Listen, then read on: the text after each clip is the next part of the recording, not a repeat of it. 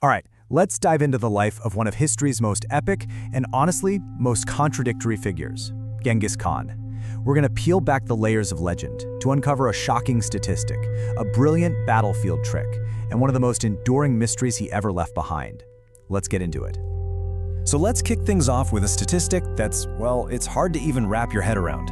It's estimated that 1 out of every 200 men alive today is a direct descendant of Genghis Khan. We're talking about 16 million people. That is a mind-blowing biological footprint, and it just hints at the massive scale of his legacy, a legacy that went way beyond the battlefield. And right away, you run into the central puzzle of the man. How could a leader known for such ruthless, brutal conquest also be the guy who built the largest single land empire in history? Was he a destroyer, or was he a unifier? Well, to figure that out, we've got to look at what made him who he was. See, to understand the Khan, you have to understand his youth. Long before he was a conqueror, he was just a young man named Temujin. And his whole philosophy, his whole way of seeing the world, was forged in the fire of a really bitter rivalry with the one person he should have trusted most, his blood brother. Their big disagreement boiled down to one powerful idea. Temujin, he believed in a meritocracy. He thought talent and ability were what mattered, and he didn't care where you came from. His friend Jamuka, though, he was a complete aristocrat. He believed that only people born into noble families were fit to rule. This wasn't just some small argument. They were on completely different planets when it came to how the world should work. And you have to understand, this wasn't just a personal feud. This was a battle for the very soul of the Mongol nation. Were they going to be led by the best and brightest, or by the blue bloods?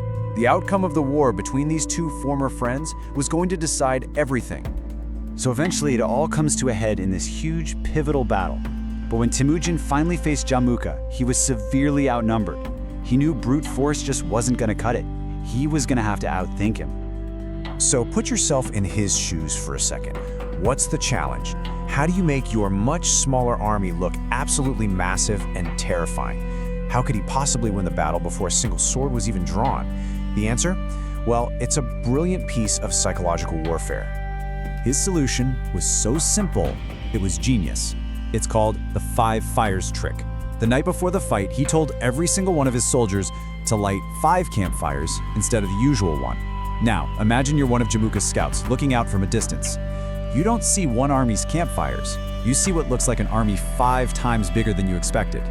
The report that got back to Jamuka's camp was pure terror. By sunrise, the battle was already won in their heads. Their spirit was just shattered. And just like that, the battle was a rout. Temujin crushed his rival.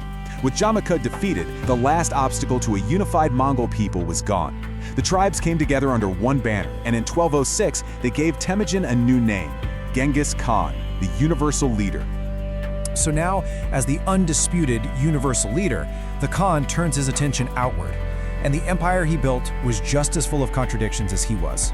I mean, get this, in just 25 years, Genghis Khan conquered more land than the Roman Empire did in 4 centuries. Let's just pause on this number for a second. 10 million square miles. That was roughly the size of the Mongol Empire. To put that into perspective for you, that is larger than the entire continent of Africa. The sheer scale is almost unimaginable. But here's the crazy part, the big paradox. For all the unbelievable brutality of his conquests, Genghis Khan created a level of peace and safety inside his empire that the world had never seen. There was this famous saying at the time, that a person could walk from one end of the empire to the other with a gold plate on their head and never get attacked. For merchants on the Silk Road, this Pax Mongolica, this Mongol peace, was a total game changer. Now, what's so fascinating is how this new era of safe travel had this completely accidental consequence that would change the course of Western civilization forever. You could argue the Khan's greatest legacy wasn't what he built, but what he accidentally set in motion thousands of miles away.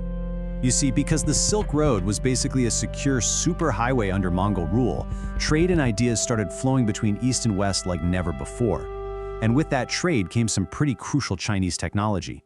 3 things in particular: paper, gunpowder, and the compass started making their way to Europe along these newly protected routes. And here's the absolutely incredible part. The arrival of these technologies in Europe wasn't just a small update, it was a catalyst. Paper and the printing press made knowledge explode. Gunpowder basically ended the age of castles and knights. The compass opened up the entire planet for exploration.